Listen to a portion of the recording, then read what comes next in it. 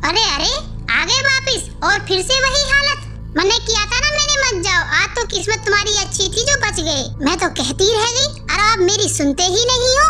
चुप कर जा तू, तो तेरे सब अशुभ बोलने की वजह से ही हुआ है और अब तो मैं इस चुड़ैल से पीछा छुड़ा कर ही रहूंगा। आखिर यह खेत उसका कैसे हो सकता है? वह खेत श्यामूलाल का है और मैंने कल उसकी बीवी से पता किया था।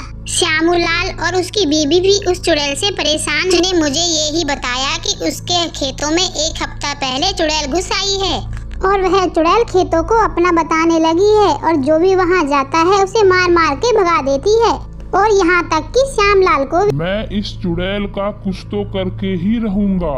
जा रहा हूँ मैं श्यामूलाल के घर, अब मैं और नहीं सहने वाला हूँ। इतना कहने के बाद बिजेंद्र घर से निकलने के लिए तैयार हो जाता है और जैसे ही वह चलने लगता है सरोज पीछे से चिल्लाती रह जाती है। अरे पर उससे कहोगे क्या, चुड़ैल उसके खेतों में तुम्हें हल्का नहीं होने दे रही।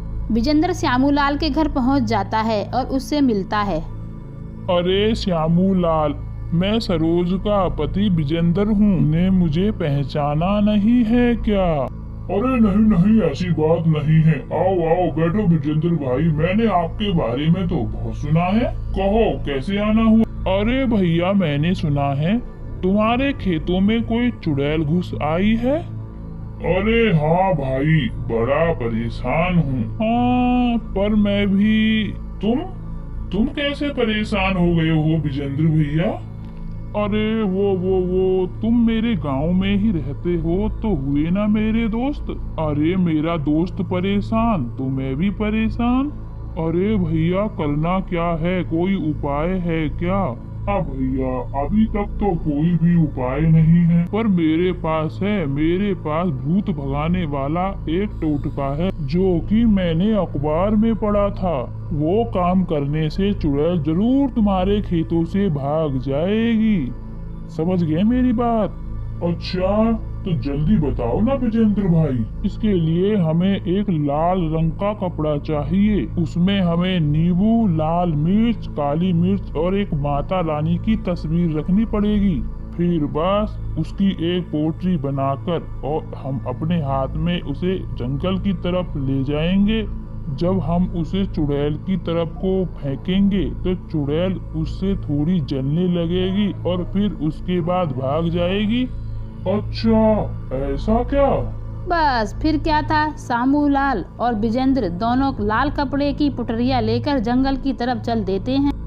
ठीक है श्यामूलाल भैया, चुड़ैल यहीं कहीं होगी, उसे ढूंढते हैं और उसे तुम्हारे खेत से डराकर भगा देते हैं। कैसी बात? अरे विजेंद्र भैया, मैं तुम्हारा ये एहसान कभी नहीं भूलूंगा। मेरा खेत बचाने के लिए आप कितना कुछ कर रहे हो, आपका बहुत बहुत धन्यवाद। अरे ये तो मेरा फर्ज है।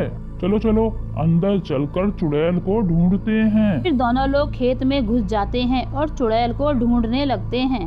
तभी उन्हें चुड़ैल दिखाई देने लगती है।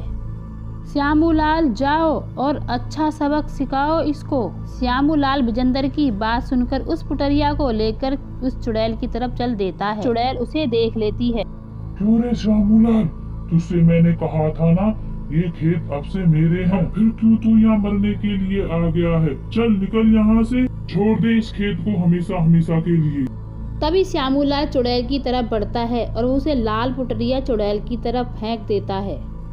जैसे ही वह लाल पुटरिया चुड़ैल की तरफ गिर जाती है, चुड़ैल में अलग सी आग सी लगने लगती है, उसमें जैसे कि कोई शक्ति हो। हैरानी की बात तो यह थी कि वह पुटरिया सचमुच काम ही कर रही थी। चुड़ैल को उससे जलन होने लगती है।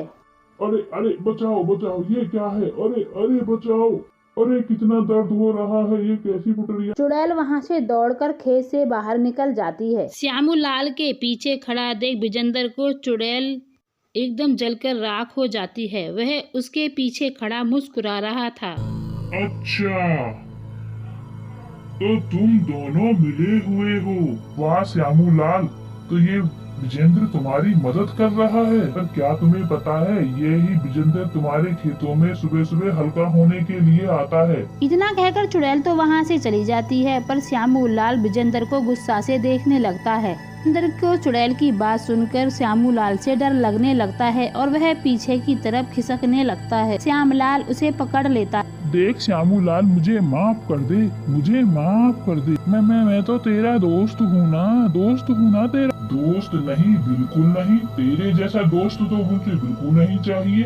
तू ना जाने कब से मुझे बेवकूफ बना रहा था, आज तो तेरी खैर नहीं। में श्यामलाल विजेंद्र की ओर लाल पुटरिया फेंक देता है। वह भी